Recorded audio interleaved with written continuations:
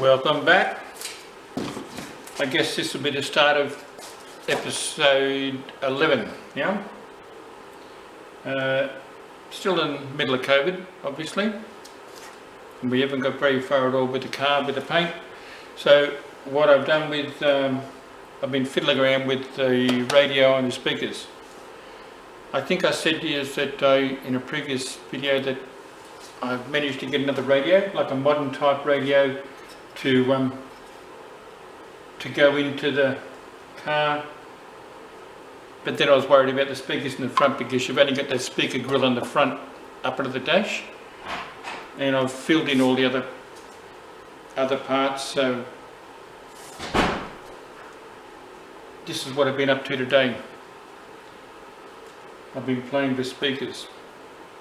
I've discovered that the place where I got the radio, they actually get matching speakers for the radio, which are a dual voice coil, and you can get them that will actually fit in the front of the dash. The only problem is you can't put the speaker itself in there because it's actually raised up above the area here, so you can't put it flat up against the dash. That's why you've got to make this standoff. So this part here is actually the standoff that are made to hold the speaker up. To get it in there, I had to make sure that it was going to fit with everything else, so I put part of the dash and put the radio in there just to make sure it fits. And I've put everything in the way it's meant to go, and even with all the radio and stuff in there, you've still got plenty of room up the back. I don't know whether you can see in there or not, but you've still got room above the radio, and it's also above the heated demister controls as well. So that seemed to work okay. That was good. That way we can still run a 4-channel radio with the dual voice coils in the front. And when I was talking to the guy, he said to me that you can also get them for the back. So because I'd done work in the back here and fixed up all these holes, I didn't really want to go cutting holes and things again, so he suggested we get a speaker for the middle. So what he came up with was this little sucker here, which is another dual voice coil, which means you can run right and left into it, and they sound just as good apparently as two separate speakers. And the good thing about this one is that when I looked at the mounting for it, I discovered that, I don't know whether this is a fluke or whether it was planned or not, but these 4 holes here exactly line up with the 4 holes in the speaker. So that one there is going to screw straight into that hole there, and then when I get the cover for the back here, I'll just cut a hole in the top, and I've got a simple little mesh grill that'll go over the top that doesn't look too obtrusive or anything else. So for a few dollars extra you can get that plain grill just to sit over the top of it. So that's what we've been doing today. You can't make that bracket too robust or too heavy because this is the only part that actually holds it up, and they've got those little 3/16 screws that come through the top of the dash, which I've plated all satin black again, and they go into a quick nut here, so it looks like that'll have to go up against the dash, and this will go underneath and put it all together in one go. The right and left pieces for the vent, as well as the speaker bracket. I don't remember what sort of speakers I had in them originally. They were just a single speaker. I remember that much because I had a HT Premier when I was 20. I bought one, and I don't really think that I pulled the dash apart too much. I did a few bits and pieces to it, but not the actual dash. So that's all I've been doing today. But it's going to look nice, I think, once it's all together. I've only got that held in by a couple of screws, so I'll pull it out when we're done. But I just wanted to make sure that everything can screw in there properly and the speaker's going to fit without bashing on anything and being supported properly. Okay, so that's it. When I get some more done, I've got no idea what I'm doing next because it's a bit of hit and miss as far as the time wise goes. So we'll see what happens. See you later.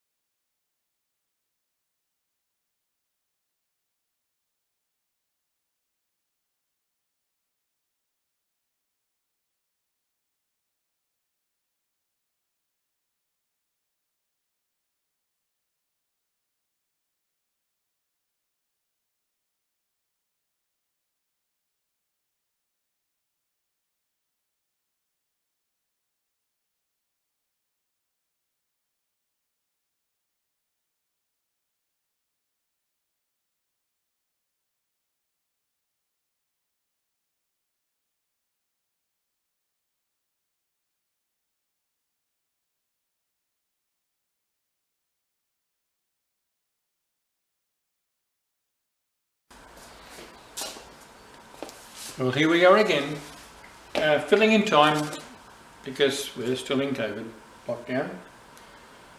So I decided that I'd get the bars out and put all the bits and pieces together. I'll show you what I've got here, which is just all the bolts and bits and pieces. That's all the original stuff. That's all been zinc plated again, and those outside brackets on the end of the bars have been done as well.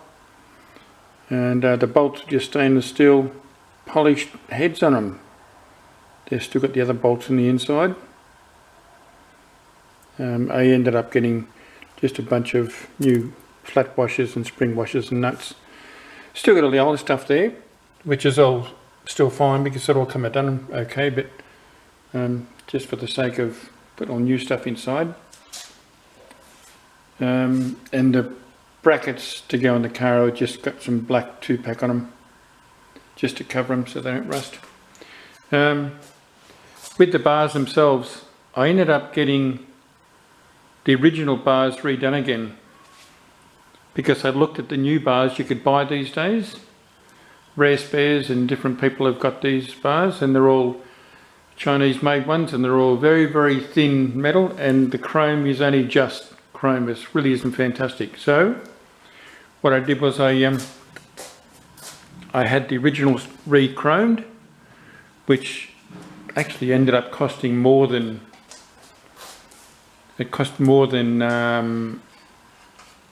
the ones you could buy, but the chrome in these are done really well, and it's a nice deep polished chrome and there's no marks on it, and I know it's going to last. So this morning all I've done is I've coated the inside with a bit of silver rust type paint just to stop it rusting, because I think once you've chromed these things, it strips them out again, so you're better to put a bit of paint underneath it so that it'll last a little while. Well, it should last a long time actually, with chrome new on the outside and inside. So I'll just give you a photo when they're sort of bolted together and all the brackets run them. See ya.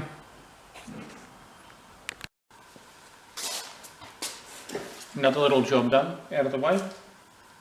I'm still looking for stuff to do, so I'm putting all the little bits and pieces together so that when it comes time to put the car back together, everything's ready to go. I ended up splurging. Both the lenses on the car were really sort of old and dull. They were probably original type stuff. So I bought some new ones, some rare spares ones, and they're a pretty good copy from the original. And while I was at it, I got those ones as well, the front blinkers, because they were a bit yellow looking. So they've all been done now. All the wiring's tidied up and cleaned up, and all the chrome's been done as well on those. So they didn't worry about getting rid of the bubbles in the middle there, but all the front edges where you see, they've all been done. And the rear lights, that's all been done as well, because they had cracks. Both of them had cracks just on the top there.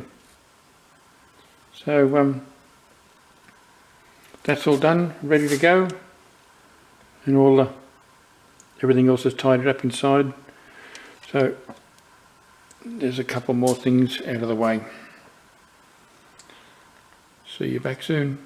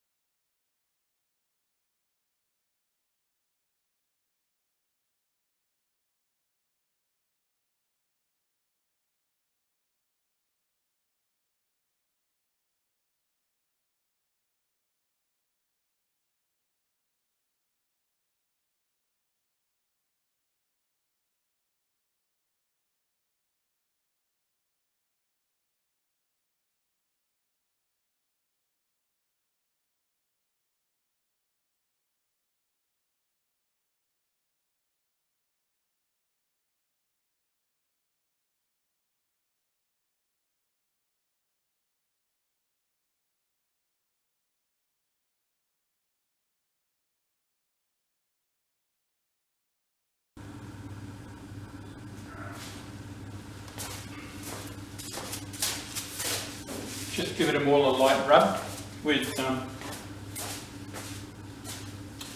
a 600 dry, and then I'm just going over with a bit of scotch just to get the fluff off, but there's pretty well nothing on there. So good. The guards turned out alright.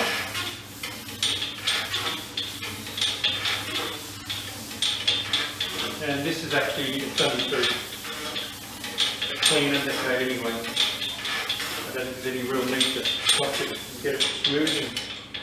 But, what the heck, I've got the stuff, so I might as well do it.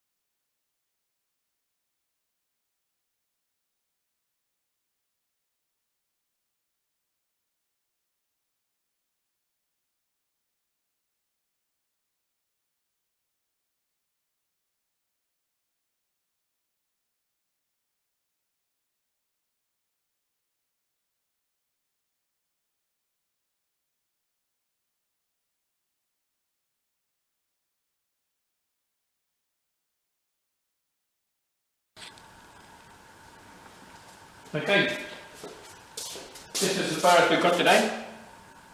Just the two guards and the two doors. So the way COVID's going, I have a feeling that I'll be doing the car at home, I think, with Undercoat. They're all ready to go. They just need a good, I'll go over those with wet 600 and then 800, and that should give me a good base for the red base coat. But they're all done inside and out, so all ready to go. I think the next thing I'll do now is I'll get back onto the car, I think, and just finish the rest of the rubbing down. The rubbing down's all done. I've just got to tidy up a few corners, and then I'll might mask it up properly here.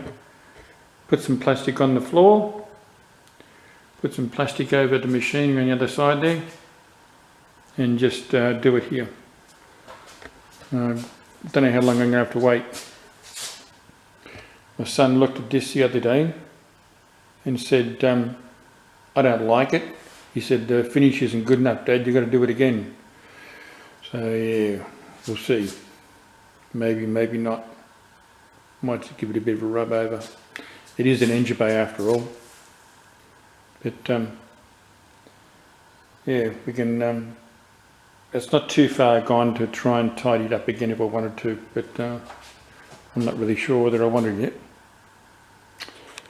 Anyway, I will get back to you when I've got more done. See ya. Well, here we are. It's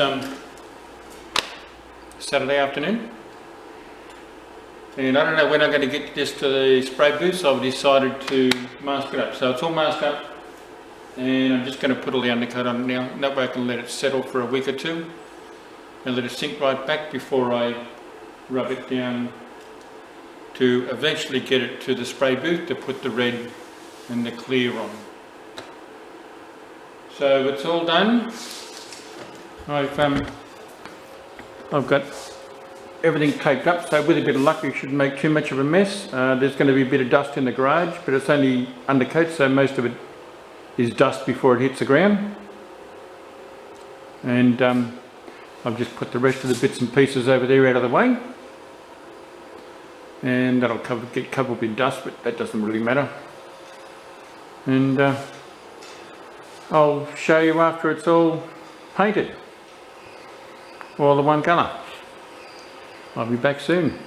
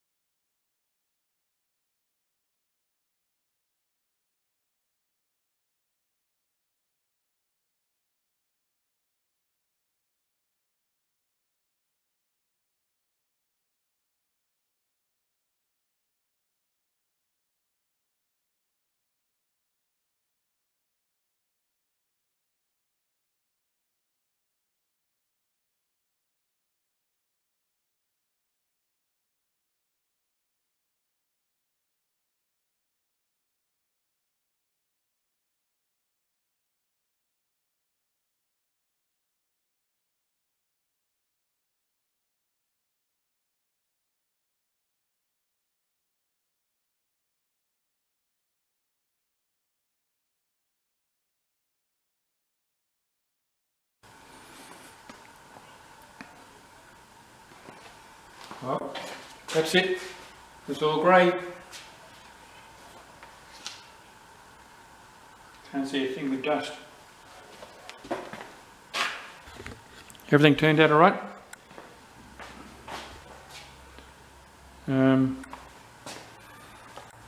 Look close enough, and I can't even find a run. I've got three sort of double coats on that, and I think there should be plenty to cover it, and that way we can take a coat off when we lock it off with 600, then 800. But it'll definitely look good. No runs anywhere that I can see anyway. So we'll see how we go. That'll do for now. Back everybody. I unfortunately still no paint. We did get some paint, but it turned out to be wrong. They made a bit of a boo-boo at the suppliers. I'll show you what they sent me.